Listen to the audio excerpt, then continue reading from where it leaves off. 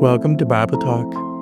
I'm your host, Sonny G, and today we'll be reading Luke chapter 9. Then he called his 12 disciples together and gave them power and authority over all demons and to cure diseases. He sent them to preach the kingdom of God and to heal the sick. And he said to them, "Take nothing for the journey, neither staffs, nor bag, nor bread, nor money, and do not have 2 tunics apiece. Whatever house you enter, stay there, and from there depart. And whoever will not receive you, when you go out of that city, shake off the very dust from your feet as a testimony against them." So they departed and went through the towns, preaching the gospel and healing everywhere. Now Herod the Tetrarch heard of all that was done by him, and he was perplexed, because it was said by some that John had risen from the dead, and by some that Elijah had appeared, and by others that one of the old prophets had risen again. Herod said, "John I have beheaded, but who is this of whom I hear such things?" So he sought to see him.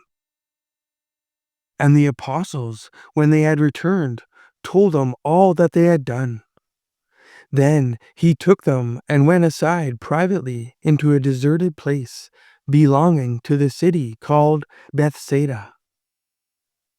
But when the multitudes knew it, they followed him. And he received them and spoke to them about the kingdom of God, and healed those who had need of healing. When the day began to wear away, the 12 came and said to him, "Send the multitude away, that they may go into the surrounding towns and country, and lodge and get provisions, for we are in a deserted place here." But he said to them, "You give them something to eat." And they said, "We have no more than 5 loaves and 2 fish, unless we go and buy food for all these people." For there were about 5,000 men. Then he said to his disciples, "Make them sit down in groups of 50.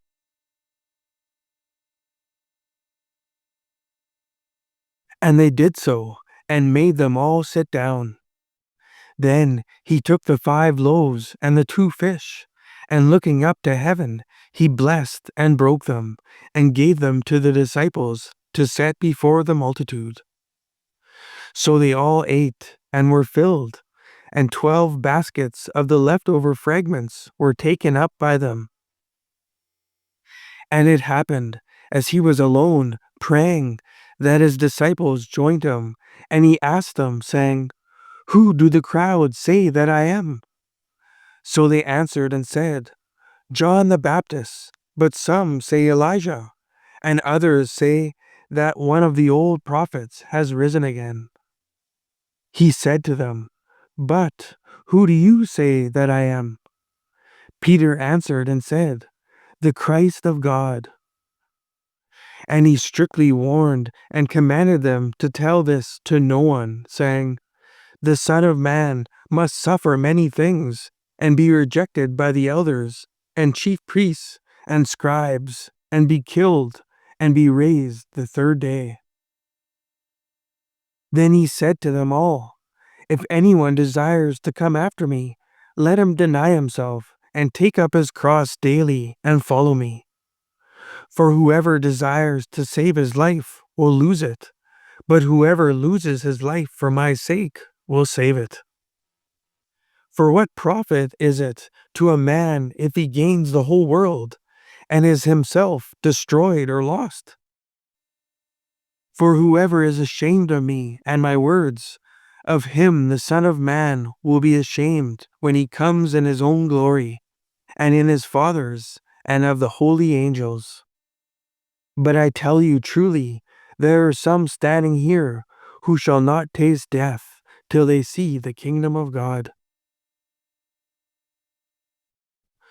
Now it came to pass, about 8 days after these sayings, that he took Peter, John, and James, and went up on the mountain to pray.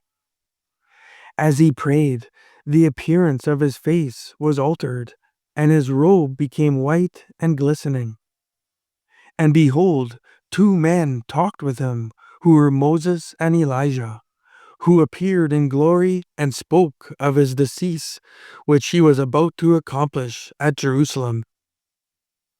But Peter and those with him were heavy with sleep, and when they were fully awake, they saw his glory, and the two men who stood with him. Then it happened, as they were parting from him, that Peter said to Jesus, Master, it is good for us to be here, and let us make 3 tabernacles, one for you, one for Moses, and one for Elijah. Not knowing what he said. While he was saying this, a cloud came and overshadowed them, and they were fearful as they entered the cloud. And a voice came out of the cloud, saying, This is my beloved Son. Hear him. When the voice had ceased, Jesus was found alone. But they kept quiet and told no one in those days of any of the things that they had seen.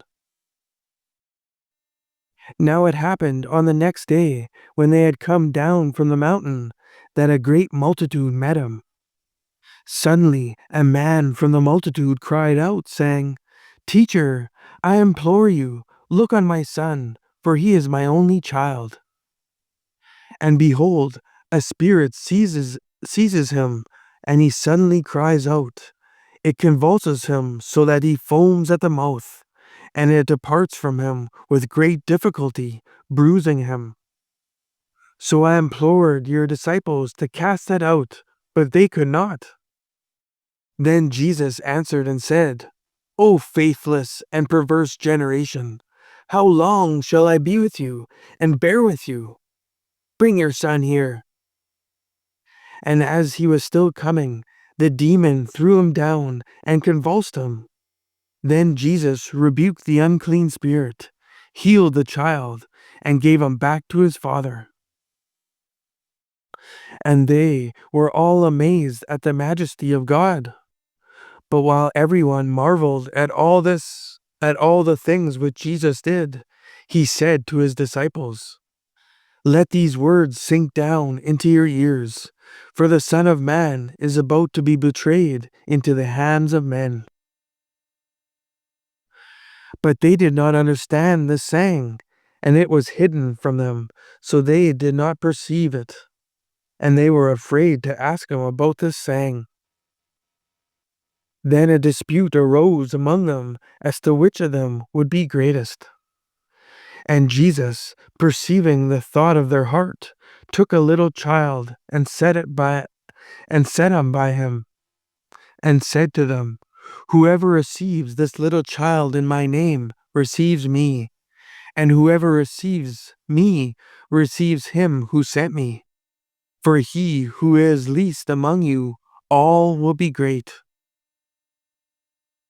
Now John answered and said, Master, we saw someone casting out demons in your name, and we forbade him, because he does not follow with us. But Jesus said to him, Do not forbid him, for he who is not against us is on our side. Now it came to pass, when the time had come for him to be received up, that he steadfastly set his face to go to Jerusalem, and sent messengers before his face. And as they went, they entered a village of the Samaritans to prepare for him. But they did not receive him, because his face was set for the journey to Jerusalem. And when his disciples, James and John, saw this, they said, Lord, do you want us to command fire to come down from heaven and consume them, just as Elijah did? But he turned and rebuked them and said, You do not know what manner of spirit you are of. For the Son of Man did not come to destroy men's lives, but to save them. And they went to another village. Now it happened, as they journeyed on the road, that someone said to him, Lord, I will follow you wherever you go. And Jesus said to him, Foxes have holes, and birds of the air have nests, but the Son of Man has nowhere to lay his head. Then he said to another, Follow me. But he said, Lord, let me first go and bury my father. Jesus said to him, Let the dead bury their own dead, but you go and preach the kingdom of God. And another also said, Lord, I will follow you, but let me first go and bid them farewell who are at my house. But Jesus said to him, No one, having put his hand to the plow and looking back, is fit for the kingdom of God. Thanks for tuning in. Join me next time as we'll be reading Exodus chapter 4.